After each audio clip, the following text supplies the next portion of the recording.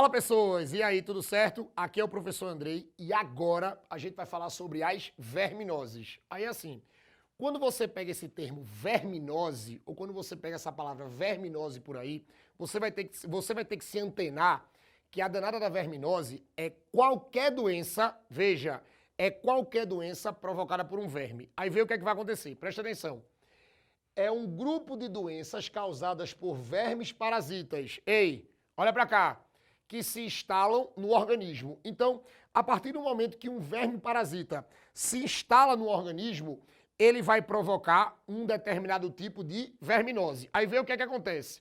São causadas especialmente pela falta de saneamento básico, ou seja, as principais formas de acontecer uma verminose, elas vão ser ou por falta de saneamento básico ou por falta de hábitos de higiene.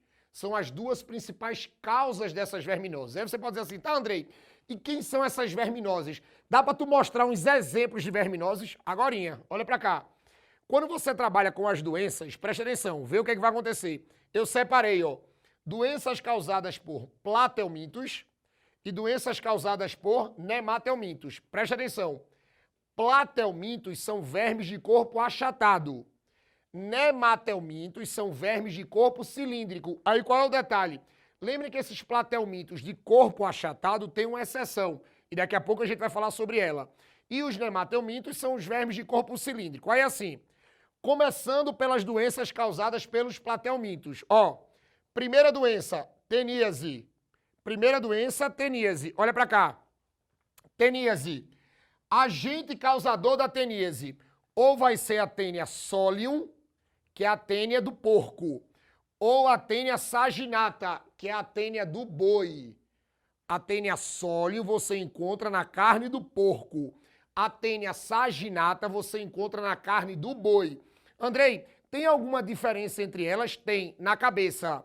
Se for a tênia solium, na cabeça dela você vai encontrar espinhos e ventosas. Se for a tênia saginata, na cabeça dela você vai encontrar só ventosas. Ei, só ventosas. E um detalhe, presta atenção. Ó, transmissão, carne mal cozida.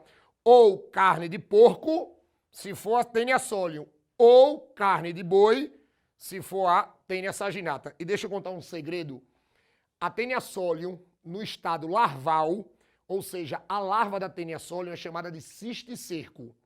Quando você faz a ingestão de um ovo ou faz a ingestão de uma larva chamada de cisticerco, a gente ainda corre o risco dessa larva da tênia solium subir para a cabeça, vai para dentro do encéfalo e causa uma doença chamada de cisticercose ou larva do porco, que geralmente pode levar o paciente à morte, tá? Porque essa larva começa a caminhar por dentro do encéfalo, fazendo buraquinhos, fazendo feridas no encéfalo. Aí o cara pode morrer exatamente com essa larva do porco dentro da cabeça. Cuidado com isso, tá? Ó, depois eu tenho outra doença, ó. Esquistossomose. A esquistossomose, preste atenção, ela vai ser causada por um platelminto que a gente chama de Cistossoma mansoni. Ei, o Cistossoma mansoni, preste atenção, é o único platelminto que não tem corpo achatado, ele tem corpo cilíndrico. E esse cara aqui, a gente pega, veja, a gente consegue ter exatamente esse parasita dentro do nosso corpo através da penetração das larvas aquáticas, chamadas de cercárias pela pele. Agora tem um detalhe que assim, a gente não pode esquecer de jeito nenhum. Lembrem que essas larvas cercárias, que são larvas aquáticas, que a gente adquire quando a gente entra num rio ou num lago de água contaminada, lembrem que antes de ser cercária, essa larva é um miracídio. E o que é que eu quero que vocês não esqueçam? De miracídio para cercária, essa transformação vai acontecer dentro de um molusco. Vai acontecer dentro de um molusco. Então, o que é que acontece? Quando você tem um ovinho do Cistossoma mansoni e esse ovinho eclode, não é a cercária que vai sair no primeiro momento. Sai uma larva chamada de miracídio. Aí o miracídio entra no molusco, tá? Ele entra lá num gastrópoda, faz a transformação de miracídio para cercária. Aí só depois que você tem a cercária, aí a cercária sai do molusco e vem para a água. Aí quando entra na água, pode entrar na pele do ser humano. Tranquilo? Ó, depois da esquistossomose, outro exemplo é hidatidose. A hidatidose, ó, é a equinococose, tá? Você também pode chamar disso. Aí o que é que vai acontecer? Presta atenção. Isso aqui, ó, vai ser provocado por um platelminto chamado de Echinococos granulosos, ou, como as pessoas chamam daí, tênia do cão. Aí o que é que acontece? Andrei, como é que a pessoa pode adquirir isso? Na ingestão de ovos, desse verme, que vão estar localizados, ó, nas fezes dos cachorros. Ah, Andrei, mas aí eu vou ter que ingerir esses ovos que estão nas fezes do cachorro. E como é que eu vou fazer isso? Ou você pegar no chão contaminado pelas fezes do cachorro, ou você pega com a mão num chão contaminado, pega numa comida e leva para a boca. Aí você contamina a comida e você vai contaminar exatamente com essa comida, você vai ter a ingestão dos ovinhos. Claro, é difícil? Mas pode acontecer. Aí isso é o quê? Hábitos de higiene, tá? Aí assim, esses são os 3 exemplos dos platelmintos. Vamos para os nematelmintos. Primeiro exemplo, ó, é a elefantíase, que a gente também chama de filariose. Olha para cá. A elefantíase é causada por um verme chamado de Vuncheria bancroft. Essa Vuncheria bancroft, olha para cá, é causada pela picada do mosquito Culex, ou seja, é uma verminose de transmissão indireta. Oxe, Andrei, como assim?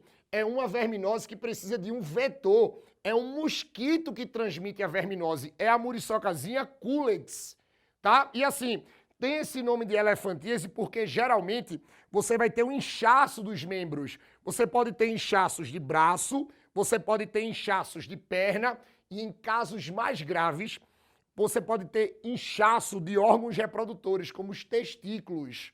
Lá no sistema reprodutor você pode ter uma picada desse inseto e ter um inchaço do testículo, tá? Tem que tomar cuidado com isso, beleza? Aí depois eu tenho, ó, a ancilostomíase, que é o que a gente chama de amarelão. Olha para cá. Essa ancilostomíase, que vem do que a gente chama de amarelão, vulgarmente a gente chama de amarelão, ela é causada pelo ancilostomo do Odenale. Esse cara, ó, vai ser pela penetração das larvas terrestres pela pele, ou seja, você vai adquirir o ancilóstoma com larvas terrestres, chão contaminado, tá? Cuidado para não confundir com a esquistossomose. A esquistossomose, a larva é aquática. O ancilóstoma ou ancilóstomo é exatamente larvas terrestres, beleza? Depois eu tenho aqui, ó, a oxiuríase. A oxiuríase, presta atenção, ela vai ser provocada pelo Oxiurus vermiculares. Onde é que eu vou adquirir isso? Água e alimentos contaminados. E deixa eu contar uma história. Essa oxiuríase aqui, ela é muito caracterizada pela verminose da coceira anal. Porque o que é que acontece? Geralmente, à noite, a fêmea desse verme sai para a parte externa do ânus para depositar exatamente os seus ovinhos. Aí o que é que vai acontecer? O indivíduo contaminado coça o ânus, contamina a mão e passa em algum lugar. Quem tocar corre o risco de fazer a ingestão desse ovo, tá? E depois eu tenho, ó, ascaridíase. Aí olha pra cá.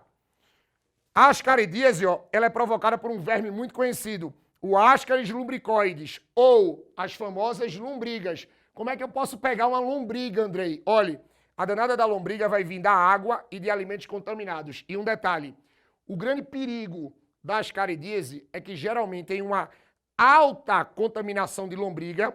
Essas lombrigas podem formar novelos que vão causar obstrução intestinal. Tem casos graves de obstrução intestinal por lombriga que vai ter que passar por um procedimento cirúrgico para poder tirar o novelo, tá? Lembrando, todas essas verminoses aqui têm tratamento, têm remédios, beleza? Então, assim, resumindo, falou de verminoses, tá aqui elas, ó. São as doenças provocadas por vermes, ou por platelmintos, ou por nematelmintos. Gostaram dessa tabela, né? Vai ajudar um bocado, né? Então, vou sair da frente para tu tirar uma foto e colocar essa tabela aí no teu caderno, beleza? Valeu!